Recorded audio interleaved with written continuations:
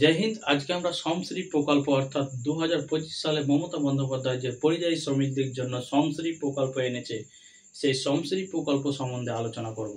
শ্রমশ্রী প্রকল্প কেন আনা হলো, কাদের জন্য আনা হলো এবং এই শ্রমশ্রী প্রকল্পের মূল উদ্দেশ্য সমস্তটা জানবো আজকের ভিডিওতে। তো চলুন শুরু করি আজকের ভিডিও। আমরা চলে এসেছি শ্রমশ্রী প্রকল্প 2025 সালে। এই শ্রমশ্রী প্রকল্প 18ই আগস্ট প্রকাশিত করা হয় সোমবার।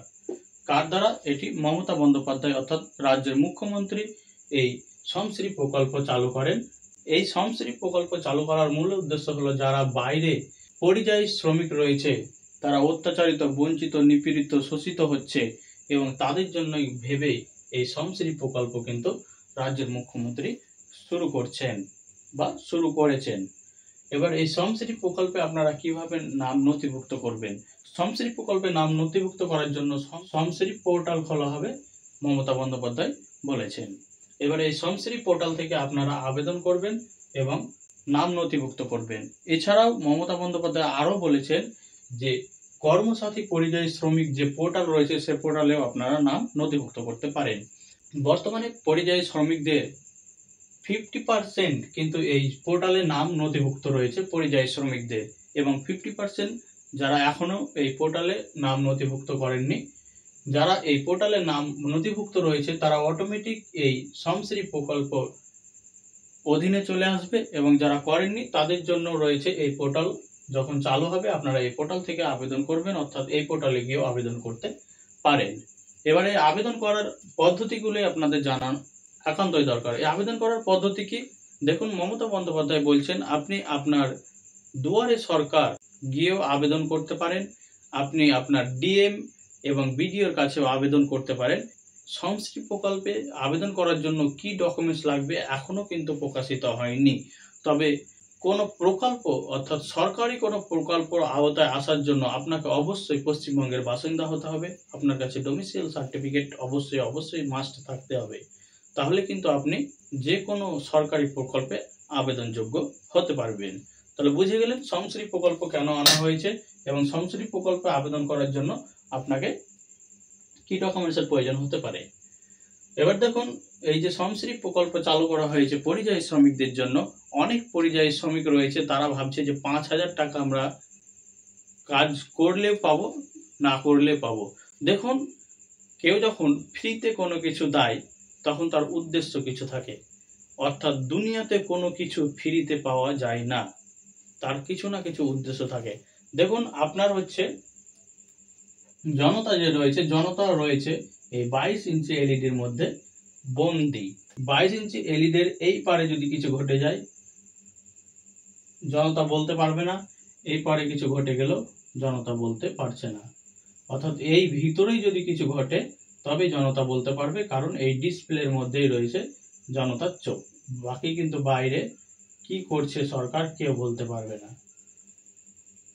তাই দেখুন, এইগুলো হচ্ছে প্রকল্প। এই যে সকল প্রকল্প, দেখুন এই প্রকল্পগুলির মধ্যে যদি আমি দাগ টানি তাহলে দেখুন 1 2 3 4টা মতো প্রকল্প আছে, এখানে আরো হতে পারে।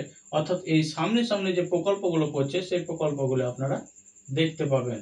আর এই যে বাইরে রয়েছে এইদিকে থাকবে, এইদিকে যে প্রকল্পগুলো রয়েছে এগুলো আপনারা দেখতে পাচ্ছেন না।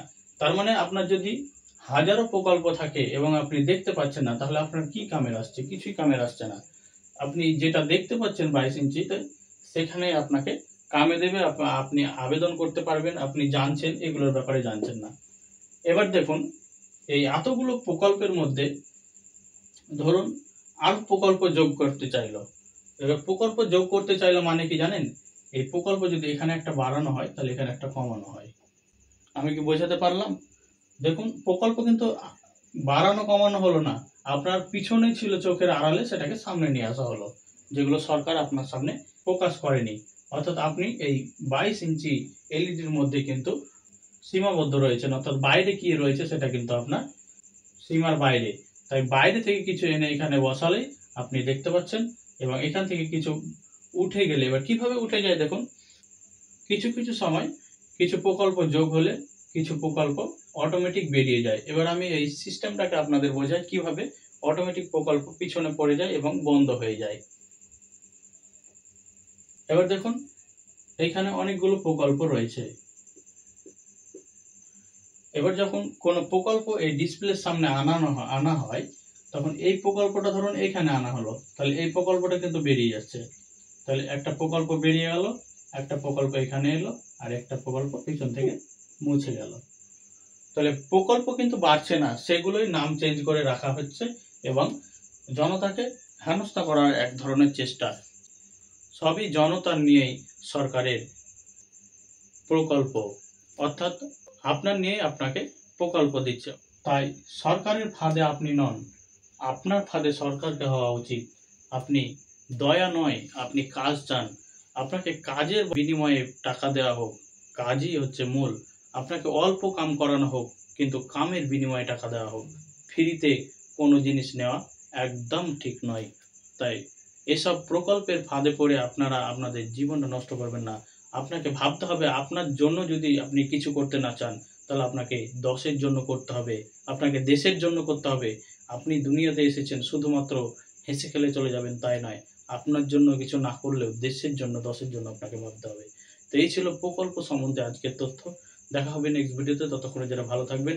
জয় হিন্দ।